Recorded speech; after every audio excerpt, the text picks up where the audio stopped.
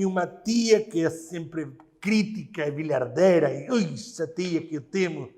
E muitas vezes, esses parentes, temos a tendência de não mencioná-los muito. De fato, sempre estamos desejando que nem apareça nas nossas reuniões familiares. Mas não se preocupe, porque isto acontece em todas as famílias. Todos nós temos famílias que nós admiramos e temos parte da nossa família que são pessoas chatas, sim? Mas que tal se eu quero falar de alguém que tive uma parente que foi uma prostituta. Minha avó foi prostituta. Uau, que é isso?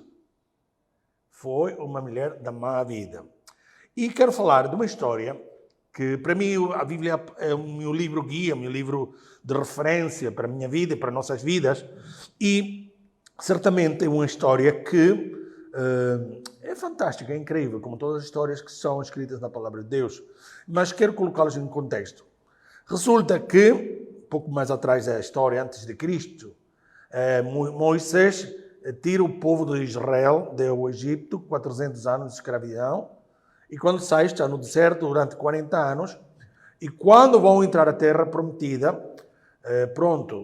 Moisés, Deus permitiu a ele que olhasse a terra, mas Moisés morreu só olhando a terra, morreu e não entrou.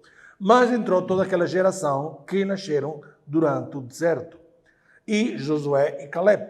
Então, em toda esta situação, quem vai fazer a sucessão ao Moisés é Josué. Assim que Josué é o encarregado de entrar na terra prometida e vai com todo aquele povo. Mas a terra prometida tinha muitos desafios. Eles tinham que ter muitas batalhas contra alguns povos que estavam posicionados naquela terra. E diz que a primeira grande cidade que eles tinham que livrar uma grande batalha era uma cidade chamada Jericó. E Deus deu a ordem de que, quando atacassem aquela cidade, tinham que matar a todos. Animais, crianças, jovens, adultos, enfim. Essa parte da Bíblia que muitas pessoas dizem, porque Deus envia matar tantas pessoas e aún inocentes. Não. Aquele povo era muito... Na antropologia se descobriram algumas escrituras, umas tábuas de pedra e tudo isto, de como era a condição de Jericó. Jericó era uma cidade que estava literalmente perdida. Todo mundo era uma cidade de muita criminalidade, de muita liberação sexual, enfim, era uma cidade muito pecadora. Então, Deus não queria que aquele povo se misturasse com o povo seu, com o povo de Israel. Por quê? Porque ia desviar o povo de Israel do coração de Deus. Então, diz a história bíblica desta maneira, assim que o Josué envia 2 espiões à cidade de Jericó antes de atacar. Então, envia 2 espiões para olhar aquela cidade. Diz Josué 2:1. Então, do acampamento em Sitim, Josué, filho de Num, enviou secretamente 2 espiões com a seguinte instrução: façam o reconhecimento da terra, especialmente dos arredores de Jericó. Os 2 homens partiram e chegaram à casa de uma prostituta chamada Rahab, e ali passaram a noite. Estes episódios onde se refugiaram num lugar muito estratégico era devido a que a casa de Rahab ficava em um lugar muito alto, na muralha da cidade de Jericó. Assim que havia moradas nas muralhas e a casa de Rahab, esta prostituta, ficava precisamente aí naquela altura. E a casa desta prostituta funcionava como uma taverna nos nossos dias. Assim que onde certamente vinham os homens da cidade, homens guerreiros, viajantes, e visitavam em busca de momentos de descanso, relax e prazer também. E a casa de Rahab, seguro, oferecia não somente hospedagens, sino comida e serviços sexuais. E para esses tempos havia 2 tipos de prostituição. Havia as prostitutas que serviam no templo do deus Baal e estavam as prostitutas que trabalhavam por dinheiro. Neste último caso, era Rahab. Era uma mulher, provavelmente muito linda, muito engraçada, mas ela trabalhava por dinheiro. Mas, pronto, podemos dizer que Rahab era uma rapariga da zona vermelha das vitrinas de Amsterdão, mas em Jericó. Assim que nós tivemos 3 oportunidades em Amsterdão e é impressionante ver aquelas vitrinas com aquelas raparigas, aquelas mulheres, e dá muita dor porque é como uma escravitude sexual, escravidão sexual, e é uma coisa terrível, é um impacto de verdade. E daqui podemos concluir que este tipo de trabalho, que é bastante antigo, não é nada novo. As prostitutas antigamente, porque agora têm mais direitos, algumas coisas assim, mas naquela época eram párias sociais. Naquela época eram desterradas, leprosas morais, pouco valorizadas e de nenhuma maneira honradas. De facto, a família rejeitava quando tinha neste caso, uma filha que fora prostituta. E a profissão de Rahab não lhe permitia ter um esposo, como qualquer mulher que procura ter um esposo, casar, ter filhos, para que fornecesse a ela proteção. Mas Rahab era uma mulher independente e, portanto, claro, tinha pai, tinha mãe, tinha família, e estes 2 espiões de Israel, enviados por Josué, chegaram à casa de Rahab como procurar descanso e também, desde aquele lugar, poder olhar a cidade e espiar.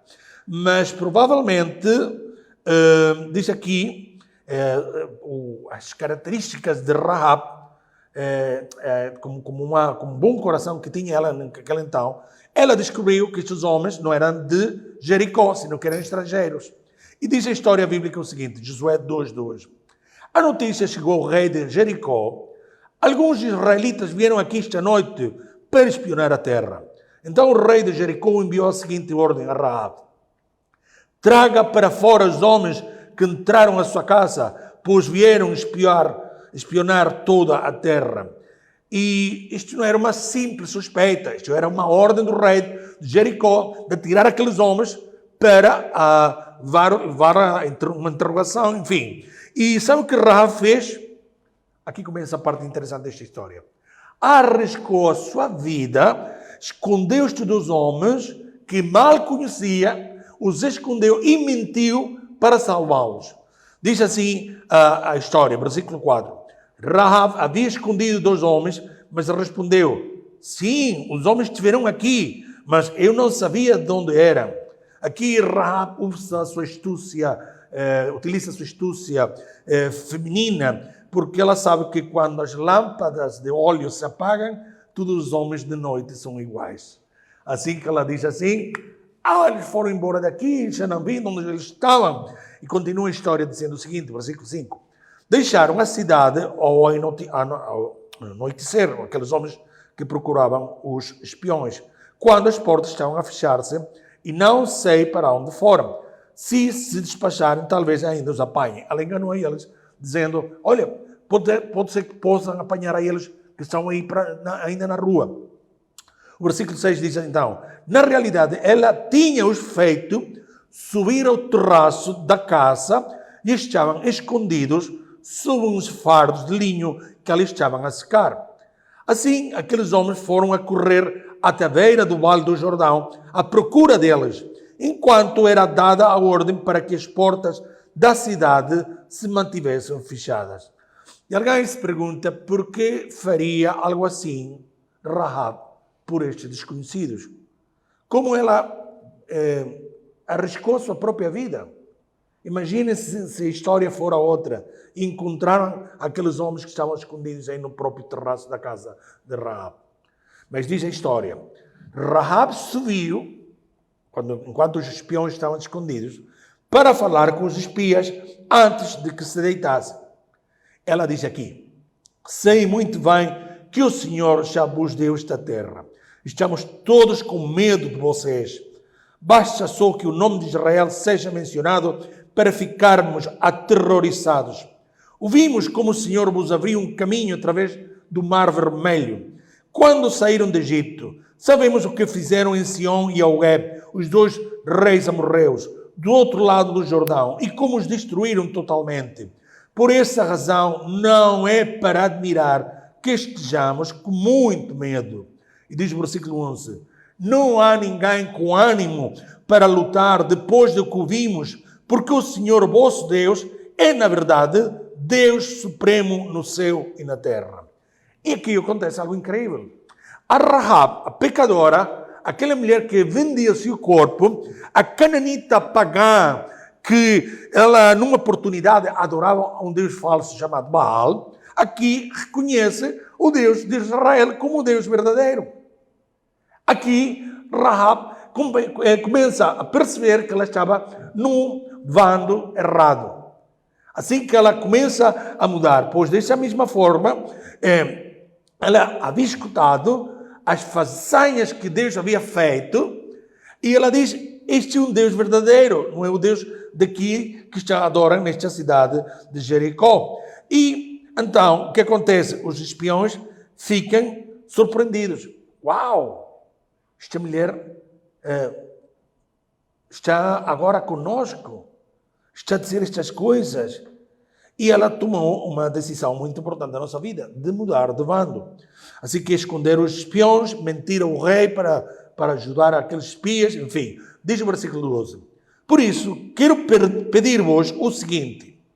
Jurem-me pelo Senhor que quando conquistarem Jericó, terão misericórdia para comigo e me deixarão com vida, assim como para com toda a minha família.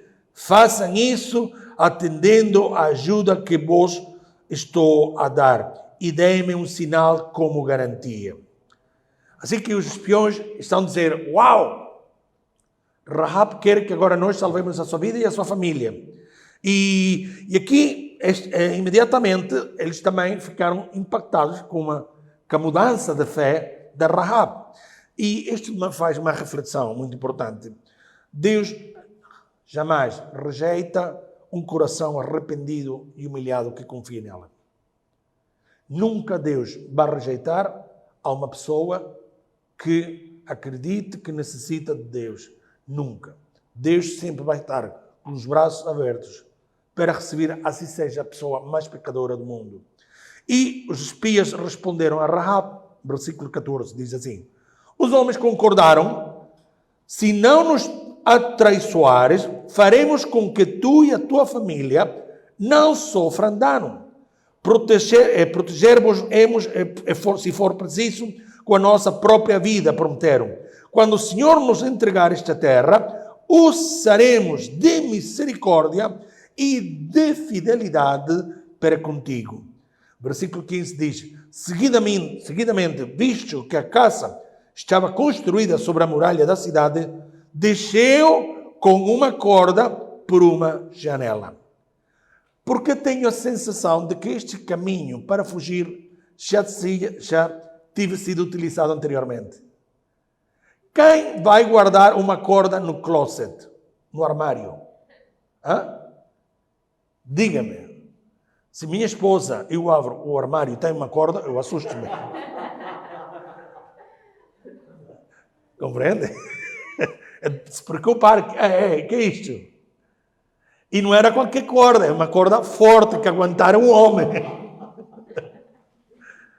Então, provavelmente, eu acredito que Rahab tinha guardado essa corda para que escapassem maridos enfurecidos procurados por suas esposas, ou famosos fugindo dos paparazzi, ou políticos fugitivos por incômodos cidadãos, enfim, não sei. Mas Rahab utilizou esta corda para que os dois espias fugissem de Jericó.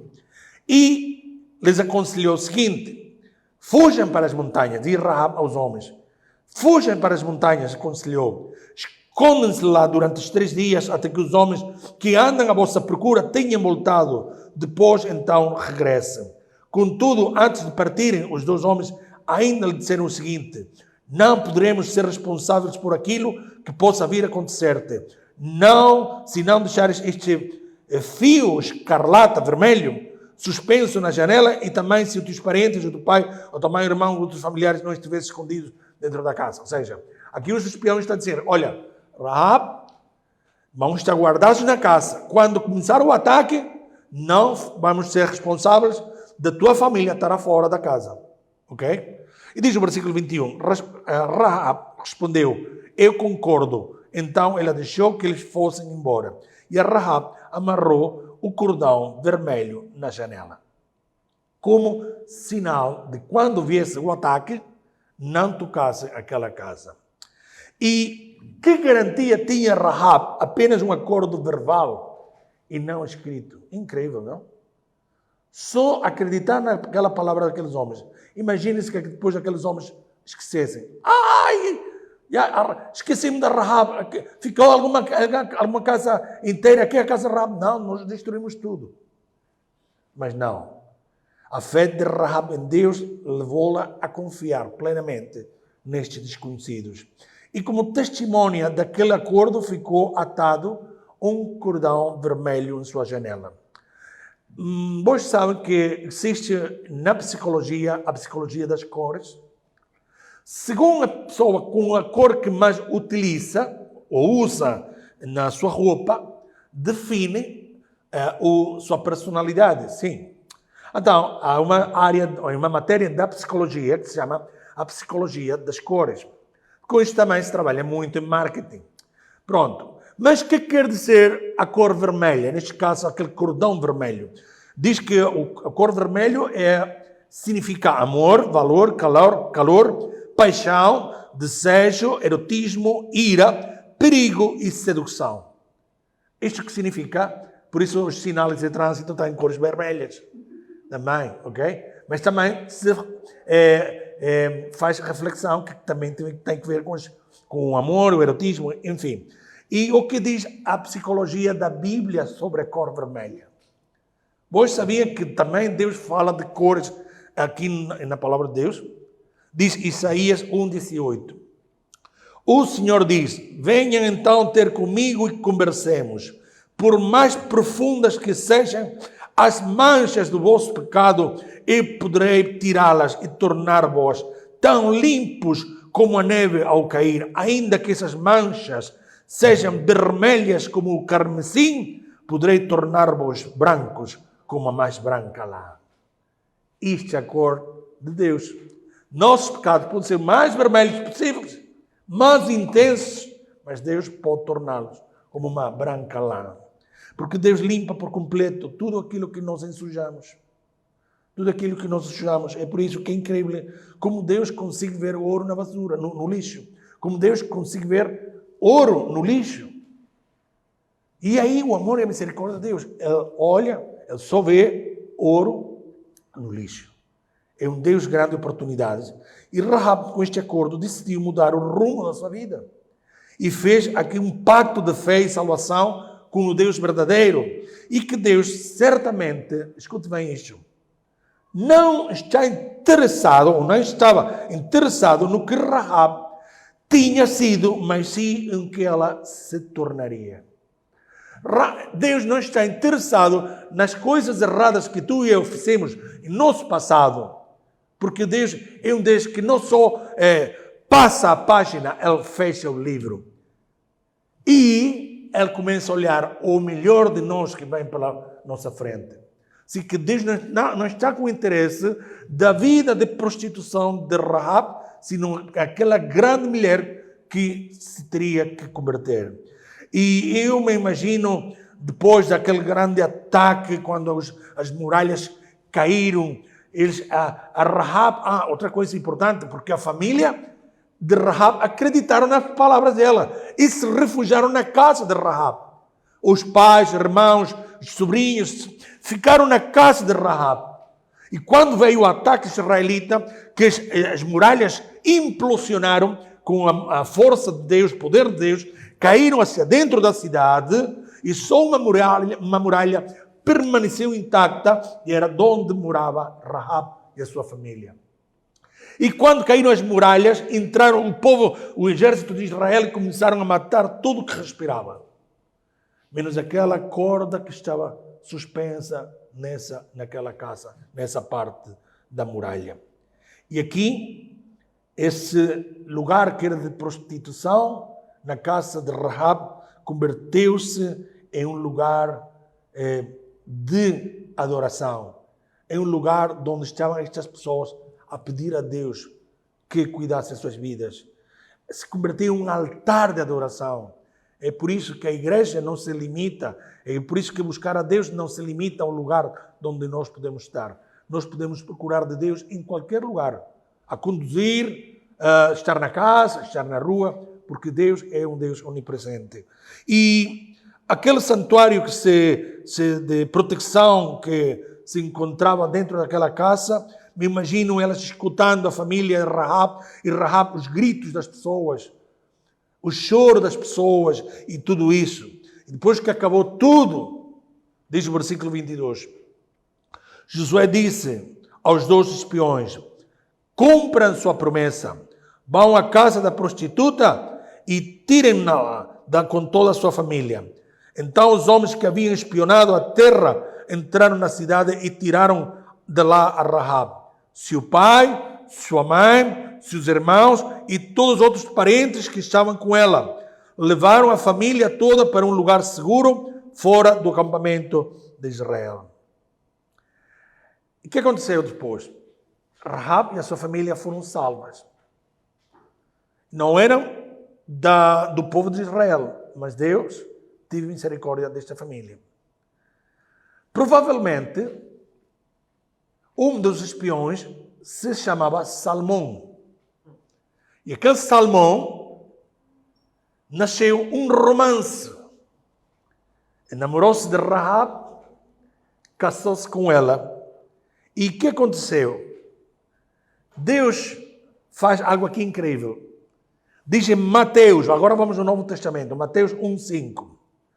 Salmão foi pai de Boaz e a mãe de Boaz foi Rahab. Boaz foi pai de Obed e a mãe de Obed foi Ruth. Obed foi pai de Jessé, que foi pai do rei Davi. Uau! A bisavó do rei Davi foi uma prostituta. E o mais surpreendente é que continua por várias gerações mais. Olha que continua a genealogia de Rahab. Mateus 1,16. Jacó foi pai de José, marido de Maria, e ela foi a mãe de Jesus, chamado Messias. Ou seja, que a tataravó de Jesus era prostituta.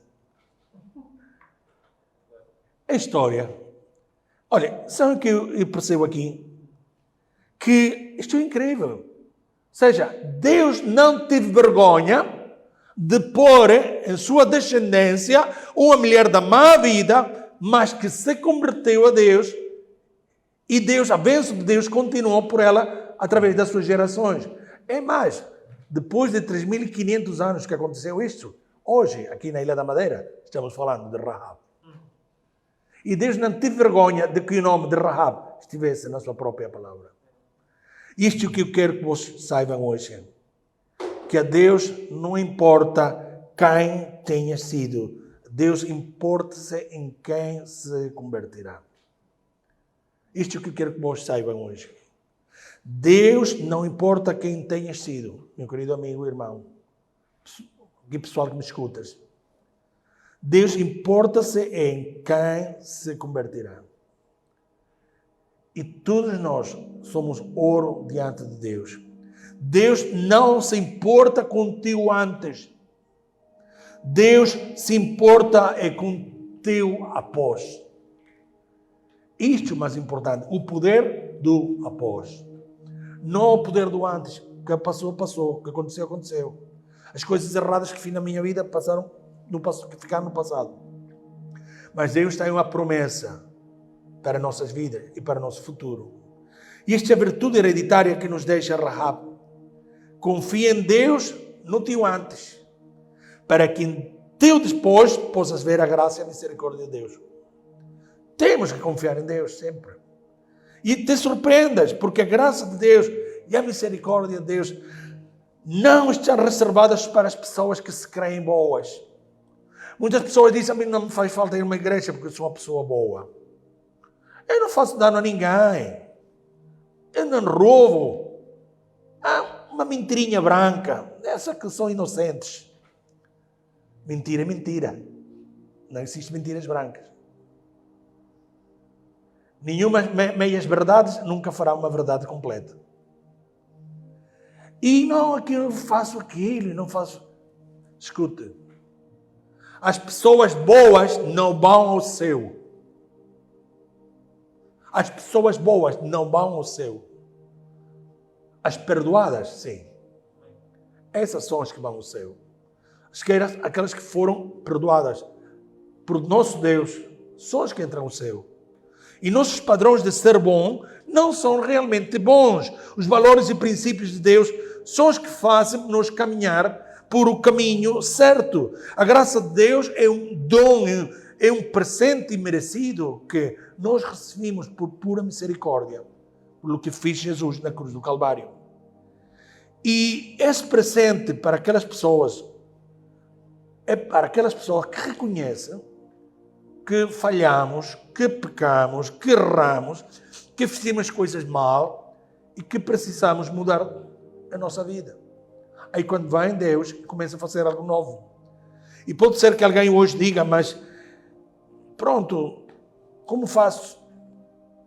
Como faço? Olha o que diz a palavra de Deus. Romanos 3,10, o apóstolo Paulo escreve isto. Tal como dizem as Escrituras, não há ninguém que seja justo, absolutamente ninguém. Não há ninguém que saiba conduzir-se com sabedoria e busca a Deus. Todos se desviaram, juntamente se corromperam. Não há quem faça o bem, absolutamente ninguém. Assim que ninguém é suficientemente bom para não necessitar da redenção de Jesus na sua vida. E o mesmo Jesus disse, eu sou o caminho, a verdade e a vida. Não é um atalho, um beco. Jesus, há muitos becos, há muitos atalhos, mas um só caminho, é Jesus. Diz aqui, é verdade a vida, ninguém pode chegar a teu Pai, não ser por mim. Não há outro intercessor entre Deus e os homens, senão Jesus. Não há mais ninguém. E o segredo para mudar não é a força de vontade. Olha, não existe força de vontade se Deus não está em nossa vontade. E o segredo é conhecer e enfrentar a verdade. Deve conhecer e enfrentar a verdade sobre a nossa natureza que deseja realmente mudar. Quando nós dizemos, Senhor, preciso mudar. Senhor, quero dizer-te a verdade. Estou fazendo as coisas erradas e preciso mudar. É quando Deus começa a obrar nas nossas vidas. E nada mudará até que conheças e enfrentes a verdade. E essa verdade se encontra em Jesus. Este é o poder transformador que Deus consiga fazê-lo. Que Deus consiga fazer de nosso antes, hoje, para levar-nos ao depois. Isso é que eu acredito, é que Deus pode fazer coisas novas. Quando as pessoas pensam que já não têm oportunidade na vida, que estão demasiado já velhas para cumprir os seus sonhos. Não. Nunca é tarde para Deus. Temos a história de Rahab. Um coração que se arrependeu, quis buscar a Deus, e Deus fez uma coisa tão grande na nossa vida, que até sua genealogia chegou a Jesus. É incrível. Então, o que temos que fazer? Acreditar em aquele que é o caminho, a verdade e a vida. Não na religião. Todo mundo diz, é que a minha religião é verdadeira. A minha religião é verdadeira. Olha, Deus nunca fala de religião. Deus não é um Deus de religião, Deus é um Deus de relação, que é diferente. A relação mais importante não é a religião. Porque de que um vai para a igreja depois... Claro, não é que aqui as pessoas entram na igreja e escutam esta palavra, e sim, quero ser a melhor pessoa, e depois quando sai para aquela porta, deu amnesia. Quem sou eu? Ai, esqueci de tudo, meus pecados já. Não, fora continua a luta. Mas não é continuar a fazer as mesmas coisas. Senão, sempre acreditar que Deus tem um poder transformador em nossas vidas. Amém? Eu quero orar por vós agora. Senhor Pai, obrigado por cada pessoa que está aqui a olhar esta transmissão, por nossos irmãos que estão aqui presencialmente. Senhor, que história tão fantástica. Como tiveste misericórdia de uma mulher de má vida, Senhor, possa ser parte da tua família natural aqui na terra, Senhor. Tive aquele protagonismo, Senhor, de ser a bisavó do rei David e depois ser uma bisavó de ti, Jesus. Uau, Senhor, como ensinas o teu amor e misericórdia. É tão grande, incompreensível. Senhor, que tu só podes ver nas pessoas é o ouro e não o lixo. Senhor, eu peço-te para algumas pessoas que estejam aqui a escutar, que precisam de perdão nas nossas vidas, elas possam abrir o seu coração a ti, Senhor. E possam aceitar-te como Senhor e Salvador nas nossas vidas, Senhor. E possam determinar, começar acreditando na verdade de mudar o dia de hoje. Obrigado, Senhor, por toda a nossa família e igreja, por toda a nossa gente, pela Ilha da Madeira, por Portugal, Senhor. Senhor, abençoa esta terra também. Obrigado, Deus. Peço-te tudo isto na bênção do Pai, do Filho e do Espírito Santo. Amém. E amém. Amém. Pronto. Obrigado, queridos. Boa semana para nossos amigos que estão em transmissão e também para cada um de nós aqui.